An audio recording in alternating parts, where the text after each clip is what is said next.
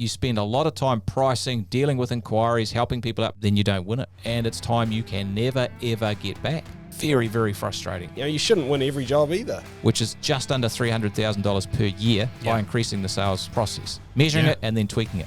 Now, to me, that's something to be excited about. Yeah, well, if you're not excited about another $300K in your bank, you're on the wrong podcast. That's right. It's not a leads problem. It's a sales problem. You potentially overestimate your ability as a salesperson. Did he die just now? Well, he might. I don't know. He might resurrect at some stage. Well, you've said that about people before, and it turns out they weren't dead. If you own a business, you are in the business of sales, and improving sales performance, which is winning more jobs, is a massive area of opportunity for most tradie and service business owners. But most business owners aren't aware of the opportunity because they don't measure how well they're doing at sales. Now, tune into today's podcast where we talk through why it's costing you big time to churn through customer inquiries, quotes, and bids without stepping back and assessing how good a job your business is doing at sales. Well, howdy there. I'm Tony Fraser-Jones, the host of the Profitable Tradie podcast with my mate and co-conspirator, Phil Smith. How you doing, my man? Always good, mate. Always good. Looking forward to the episode. Yeah, it's going to be fun today. We're both passionate about this topic, sales. That's right. That's right. Just a word to listeners, if you're looking out for a little bit of banter and chat at the start, we've been told by our marketing manager, Damo, we shouldn't do that. That's right. Because it might be boring some of you, so we'll try some of it later on. Stick around. Fun police demos really just shut us down here. So let's be serious. What are we talking about? We're talking about sales. So fun topic. Love this one. Basically turning customer inquiries, whether it be email or through the web or over the phone, into jobs and bringing in that cash. So basically we're talking about how good we are at turning those quotes or bids into paying jobs. So quoting and pricing up jobs, it does take a lot of time for a lot of business owners, and it's painful enough when people say no or we don't hear back from them with that lost work. So it's even worse when you think about the lost time that you'll never get back. It's a big time suck if you don't win the job that you've priced, for sure. And I think the problem for a lot of business owners is we don't actually think about how we're doing at sales. Maybe we think we're doing an okay job. Maybe we are. But we're not really looking at the opportunities there because maybe we don't have time to do it or whatever. Maybe we don't know yet, and that's not your fault. We're just not keeping a track of it. We don't actually look at the performance of it. And Peter Drucker, who's dead just now, Phil. Oh, God, here we go. Tony says that every time someone's dead. He's dead just now. Did he die just now? Well, he might. I don't know. He might resurrect at some stage. Well, you've said that about people before, and it turns out they weren't dead. Like Dan Kennedy?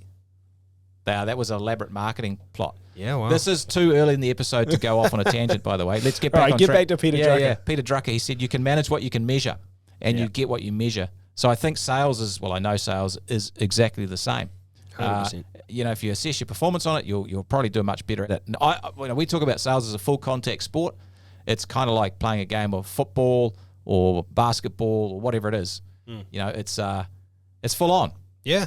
Yeah, you got to get into it. Got to get into it. Yeah. So if you are listening, maybe ask yourself, what is your conversion rate on your quotes to bids? Do you actually measure it? Do you know, if you do 10 bids or quotes, how many actually turn into jobs? And do you do that consistently? It'd be really interesting to know. It's like a little self-audit. You don't need to write in, that's fine. So today what we're going to do is actually measure this stuff because you can manage it when you measure it. 100%. And we're going to dig into how you actually use that information as well when you start measuring it, because that's the key to success. Yeah, I'm sure you have a story to kick us off. I have a story about a hypothetical client. We'll call him Cam. Old Cam. Yeah. It's a real person, Cam. Yeah. But it may or may not be his name. Yeah, that's right. Yeah. To protect anonymity. Is that the word? Anonymity? Anonymity? Anonymity. That's anonymity. I struggle with big words. Anyway. Anonymity. Cam's problem was he came to a coaching call and he was like, hey, I need more marketing. It's like, okay, what's the problem? Well, I don't have enough leads. Well, actually, no, his problem was I don't have enough jobs. That was the problem. Well, he said he didn't have enough leads, and then we looked at it, and it's actually, no, you don't have enough jobs. It's a different thing. It is a different thing, yeah. So, and this is the thing, and what measuring your sales performance helps you is because the problem is often not the problem. And in this case, we looked at how many inquiries Cam was getting each week. On average, it's about 40. What was his conversion rate? How many of those are turning into jobs? Cam had no idea. It didn't know. Well, it was actually around 35%, so 14 jobs out of 40. Yeah. So measured that. We did a bunch of stuff around his inquiry process, how to vet clients, how to deal with them with professionalism, get them booked in quickly, and the follow-up process once he'd done his bids and quotes. So now that conversion rate is 68%, which is 40 leads, 27 jobs. Yeah, well, So 27.2, but who's counting? Yeah, okay. So same amount of leads, improve the conversion rate, a bunch more jobs. Now, here's where it gets exciting, and I apologize if you're listening with all the numbers. It can be a bit of a brain bend, but this is really exciting.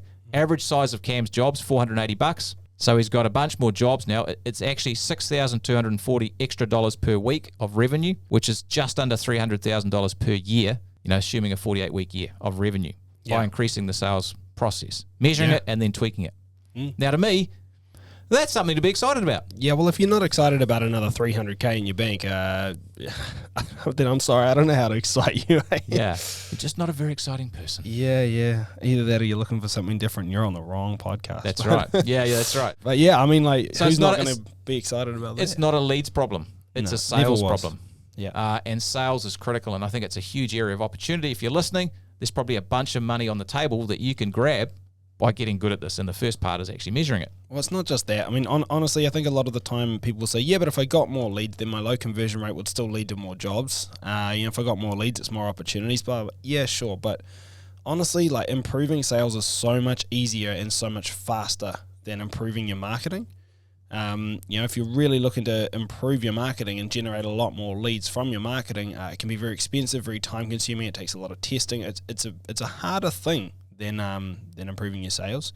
Yeah. So I'd always start with your sales. Make sure that that's rock solid, even if your conversion rates are what you would think are good, because if they could be a bit better, then making that improvement is going to mean that if you do more marketing, that leads increase you're looking for is going to actually benefit you even more still.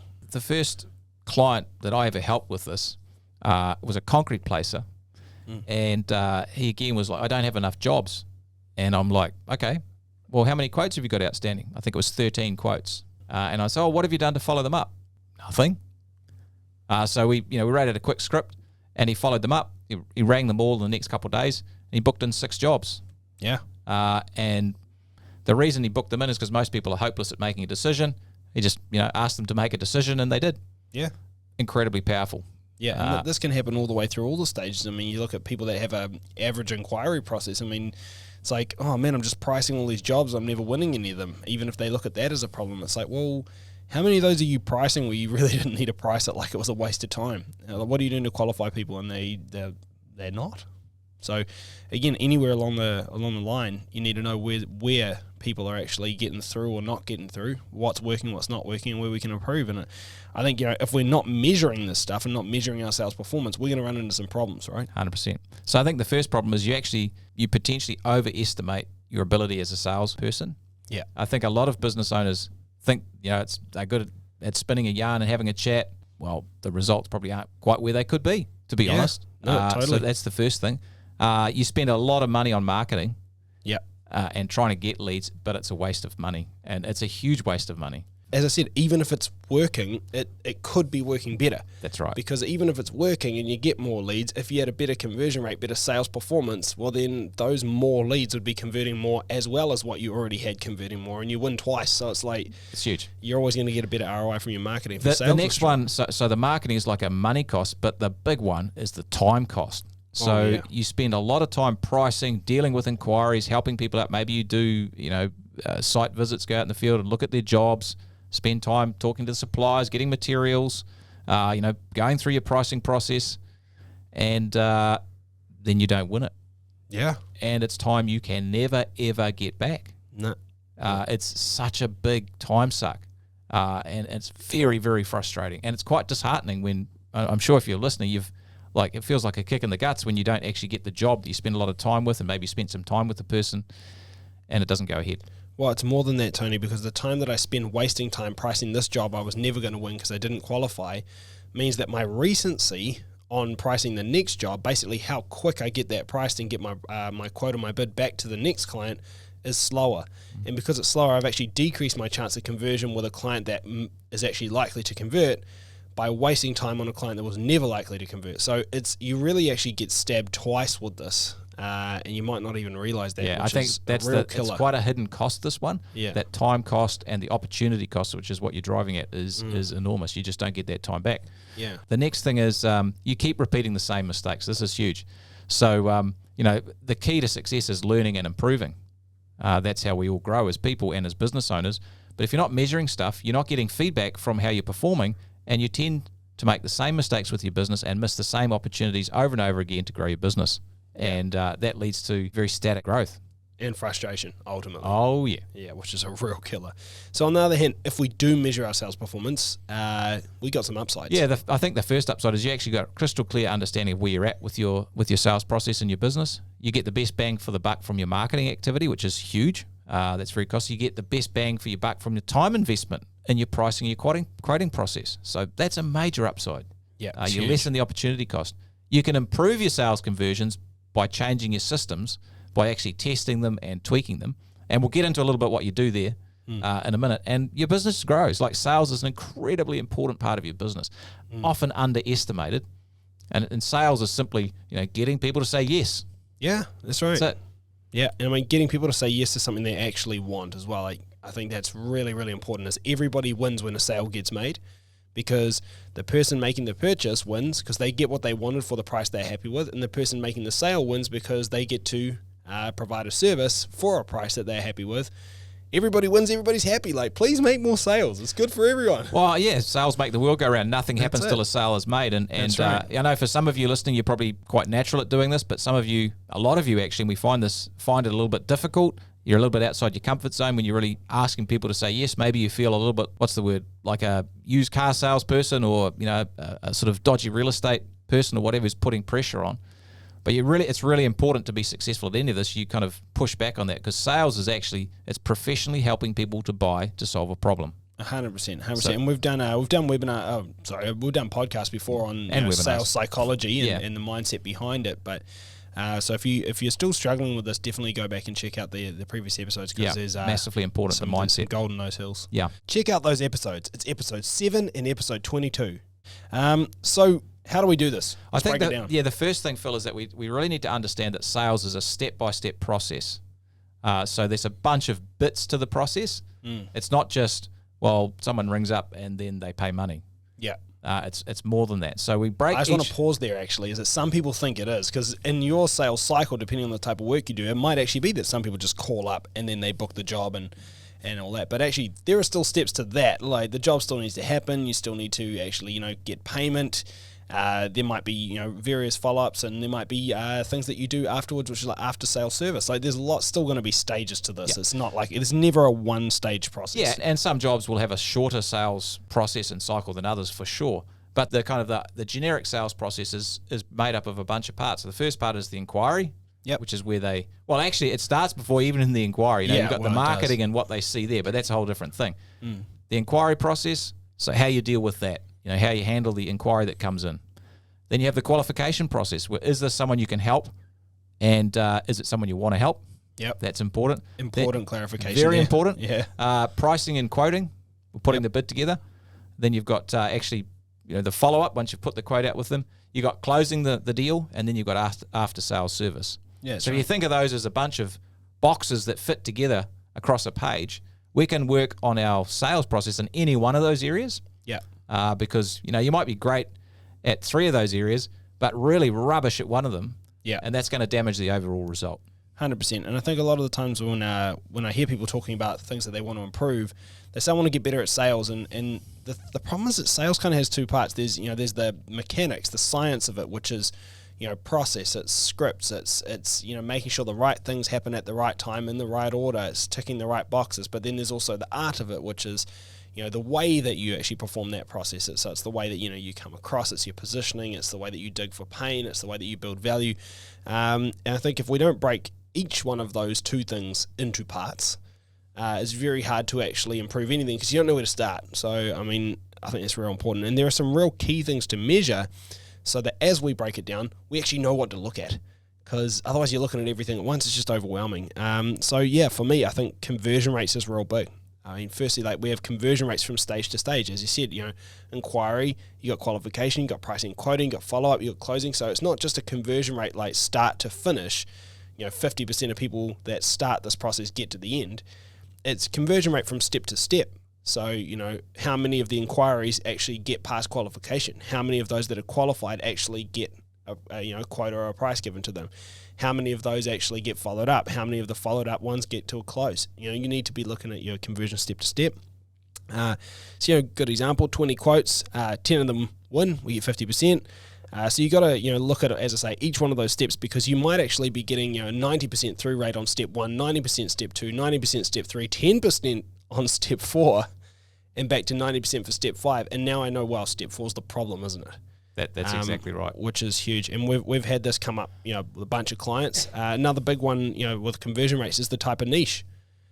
So if you do multiple types of work, maybe you do some service and maintenance, maybe you also do some new builds, maybe you do some industrial work. You could be doing multiple different things, but you need to be looking at your conversion across different stuff. Yeah, we've got a client worked with recently, Mike, who does work in maintenance work. He does work with building contractors, and he does some large commercial work. Yeah. So his conversion rate across the board was just over 60%, between 60 and 62%. But we looked at the conversion rate per niche, if you like, service, building contractors, and the commercial work. And the conversion rate in the commercial work was about 17%. Yeah. He'd win 2 out of 10. Yeah, which is not awful. good. And he spent a massive amount of time on those as well. Well, they were often bigger jobs, took a lot longer, a lot more to price. pricing, a lot of mucking around, a lot of dealing with suppliers, and getting material. And I won't get into the fact that he was winning them at a low margin as well. Well, it was a nightmare. So you could look at the overall thing, but actually the devil is in the detail with that. 100%. And I think the thing is like, actually what we did find with Mike as well is that with his service and maintenance work, that actually his conversion rate was something ridiculous at 98%. And what does that tell us? Well, his price is too low. Yeah, you need to put his prices up. Yeah, put his prices up, right? You shouldn't win every job either, because that'll tell you something. But the point is when we actually broke it down by niche or niche, then it tells a much different story, a much more useful story. But the other thing that allows us to do is to set some benchmarks as targets, because hey, look, Mike's conversion rate on his commercial jobs, it was 17%. Not good, right? But the fact is when he thought it was 60% for all work, it's the wrong benchmark. Whereas once we knew commercial was 17%, it's like, cool, well, how do we get that to be 27? And from there, how do we get that to be 37? How do we get it to be 47? We have somewhere to start from. We have something to measure against, and so we can see whether or not changes that we're making are actually making improvement, or whether or not the change has just been an exercise in futility, which is obviously not what we want. Yeah. So targets are really helpful. Once you understand conversion rates, you can set some targets. That's the same as playing a game of football or basketball, whatever. You have a target about the things you want to hit, the performance standards you have, obviously the win ratios and all that sort of thing. That's important. But what we can do once we start measuring this stuff is we can actually take a bunch of action to improve it. And that's the key thing here. That's what's super exciting here. So probably the best way to do that, I reckon, is maybe we just jump through an example. Yeah. So let's say you've got a business and we're looking at how they turn their inquiries into quotes and jobs, and we measure it. This is like phone calls and emails coming in. And let's say it's 25%, which for some businesses it is that. And they don't even realize it's just lots of phone calls coming in which are just going nowhere. Yep. So it's 25%. We look at that and we're like, wow, okay, let's look at the actual process that we follow. So we audit the process, and maybe you can do this in your business as well. What's the actual process you follow when people inquire? So in this business, we find that the admin, the customer service rep, picks up the phone and scribbles some details on a piece of paper. Then they talk to the owner later on and try and schedule a job in, or get the owner to call the person back. Yeah. Okay. So it's not great process. There's not much going on. It's sort of haphazard and ad hoc. Yeah. And a lot of people are like this. Some are more sophisticated, which is fine. So we make a bunch of changes. The first thing we do is we get a script. So we get a script that offers a time to book and explains the payment details. Well, not just that, but it means that the info that we're getting is deliberate, and it's the same every time. And that way we actually have an apples for apples measurement of improvement, because in the past, I mean, guys, this is a real example we work with, by the way. But in the past, this particular business, when that admin had been picking up the phone and scribbling stuff on bits of paper, it was different every time. They asked different questions. They got different information. Some of it was useful. Some of it wasn't. But even if we saw improvement, it could just be because they had a completely different phone call that time. But how do we know? So getting that script in place was pretty crucial. Yeah, the process, having a measurable process means you can actually understand what's working and what's not. That's right. So the changes: get a script in place, give times to book and schedule online, explain the payment details, and actually train on customer service techniques as well. Things like smiling before you answer the phone, which makes a massive difference. I'm talking now with a scowl. I'm talking now with a smile. Well, if you're listening right now, guys, try this because it's actually a bit of fun. Put the biggest smile on your face and then try to make an angry voice while keeping the smile. It's really hard. Yeah. That bright cheerfulness makes a big difference when people answer the phone. Well, you can hear it. Yeah, straight away. So what do we find in this situation? Well, we test the results. Now the conversion has gone from 25 to 63%. Massive improvement, but 63% is it's pretty solid. I've seen better, but it's relatively good. The next step in the process is we're super excited. We're off to the races now because we're actually booking in way more jobs or more quotes. But we go back and we start measuring this every month. This is the tricky. You can't just do it once. This is an ongoing process that will make you a bunch of money. So we measure it, and in 2 months' time, we find that rate has dropped back to 44%. And we're like, oh, those changes didn't work, blah, blah, blah. Sky's falling, what's going on? But not really. No, the job is not done. The job is not done. What we do now is we actually test the process. Was the process being followed? We review the calls. Now, one thing you can do, which is really powerful for sales, have call recording software that you can actually listen to the calls and audit them. Yeah. And you audit them for script adherence, and you audit them for tone and pace and that vibe. And we find that the CSR has actually gone off the rails, so to speak. Yeah. And they've started to slip back into old habits. I've never met a salesperson or anyone involved in sales, even if they're not a designated salesperson. It could be a receptionist, it could be, it could be a customer service rep, it could be an out-and-out salesperson, or it could just be, your admin person who happens to field the inquiries. But I've never, ever met one that didn't have bad calls from time to time and didn't develop bad habits. And that's not a criticism of people. Everybody develops bad habits. And so you need to be reviewing these calls in order to be able to figure out what those bad habits are and then coach them out of the person. Because if you don't, the bad habits tend to spiral and you stack bad habits on bad habits on bad habits. And now you've got a real big task to coach this to be back on track. And this is, you're only human if you go off the rails a bit with this stuff. It happens to all of us. That's why accountability and checking in is super, super important. That's right. And so we test the script adherence, and we show the person where they're at. And they're like, oh yeah, okay, no, I get that. Whatever. We're back to 60%.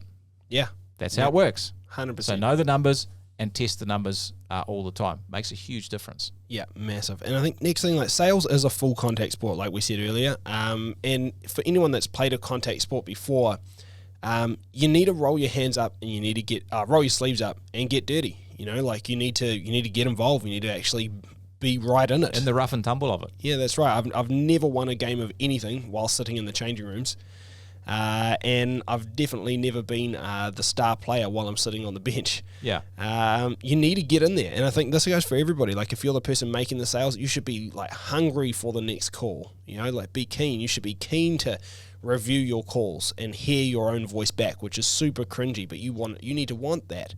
And you need to make them want it. Make this an experience that's good for everybody. And they need to get in front of more people, have more calls, get more involved. Learn the scripts, spend time practicing, spend time role playing, which I know sounds role play. Not a lot of people are going to be yeah, I can't wait to role play. But I mean, legitimately, if you want people that are going to be good at sales, then they will be telling you they can't wait to role play. Because I tell you what, if you're playing a contact sport, I used to play a lot of rugby. And if the first time you've ever been tackled is in a game, you probably get a bit of a shock. It's not good. That's right. Full contact training means that when you get to the game, you're like, oh yeah, I'm ready for this. And being a full contact sport, if you think about a sport, the stats are really important. Yeah. You look at how many meters run, how many tackles made, how many catches, how many passes, how many assists, how many goals. Line breaks, offloads, everything. Everything is a huge part of it. Yeah. And so sales is the same mentality. Well, if I find in a game of rugby that Tony runs the ball, every time he gets it, he's got a really good run rate, but his meters gained is only 1 meter per carry, and he never breaks the line. Well, I'm like, maybe Tony should stop running the ball. Yeah, yeah.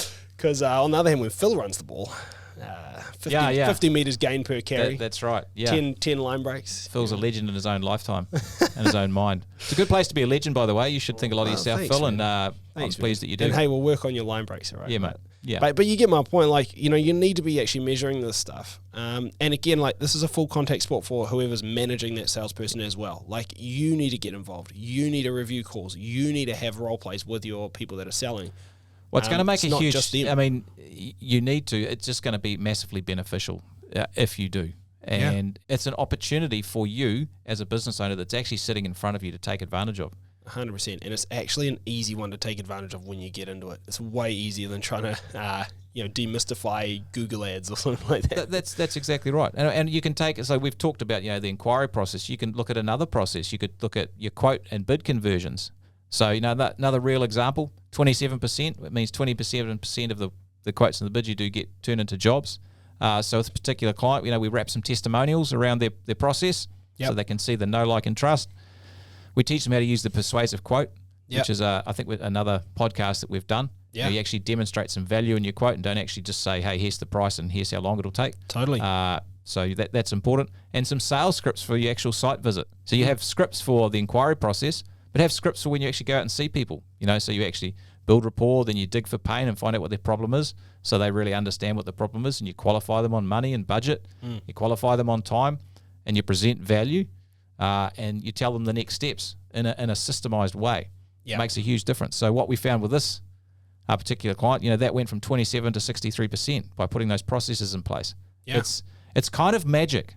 I get so buzzed out by it. Well, Tony, the but thing it's not really magic. It's not magic. It's really down to just understanding what you're looking at and then actually measuring it and then using that information. So, I mean, sometimes, again, you might look at your quote conversions, for example, your bid conversion. Let's say it was 27%, but you start to be able to understand, the relationship between the different stages and stats. So on face value, we look at quote conversions, like what can I do to improve my quote conversion at that stage?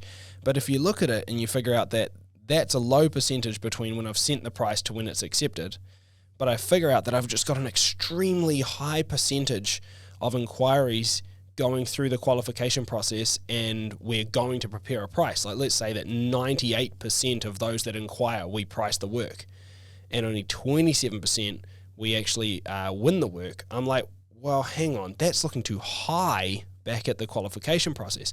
Surely not every single one of those people is a realistic prospect. So actually, if we can qualify harder, we might find that actually our conversion rate from quote to job goes through the roof. And actually, in that case, we win more jobs than we did before, even though we're putting less through in the first place, and we're pricing less work, so we have more time, which we can use to actually, you know what I mean? Like, that's huge. That's massive. And I can think of a couple of landscaping clients in a very similar position, doing quotes and bids for pretty much everyone who rings up, but a lot of them were not their ideal clients. Yeah. And a lot of them didn't have the budget for what they wanted. Yeah. So why do the quote? That's it. And your numbers will tell you that story. Well, not only that, but if you sell something that might be, something like a landscape, I mean, it's not an urgent thing. So you're going to run into a whole bunch of stuff about, like, maybe it's not a now thing. Maybe they're just checking it out. Maybe they have no intention of actually doing the job now, and maybe they're going to come back to you in 6 months. So if you can figure that out in the qualification process, then there's no point pricing it now, because when they come back in 6 months, the price will be different. So it's like, don't waste your opportunity now when it was never really an opportunity. Yeah, how frustrating it is, if you put a price out there and the person's, oh, that's way more than I have to spend. Yeah. Well, that's a problem with your sales process, and the numbers will help you understand that. Or when you put a price together and the person says, oh, this is great, but I'm actually about to go on a 6-month trip. So I was actually thinking, we'll talk about it when we get back, and I'll be totally keen. And you're like, mate, I just spent ages doing this for you. That's such a big downer. Right, but you can figure this stuff out early on, and it'll actually affect the stats down the road too. So it's all about the relationship and the understanding between. I think stats. The key thing here, sort of to wrap it up, is that the devil is in the details here, and there's an incredible thing I find in business. And if you own a tradie business or a service business, this is amazing. If you track stuff, it improves. If you track your financial numbers, they will improve. If you track your sales metrics, they will improve, because you're a smart person, and all you need is the information. When you see it, you're like, that doesn't make sense. What can I do about that? Or that doesn't make sense. I'll dig into what's going on. And then you figure out what to do to improve it. The starting point is to actually just measure it.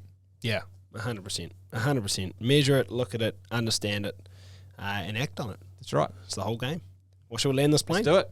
So the money is in the numbers in your business, and sales it's no different. Dig into your sales process, understand your conversion rates, make changes, and bank the profits. It's as simple as that. Thanks heaps for listening. We'll catch you all again next time. See you later.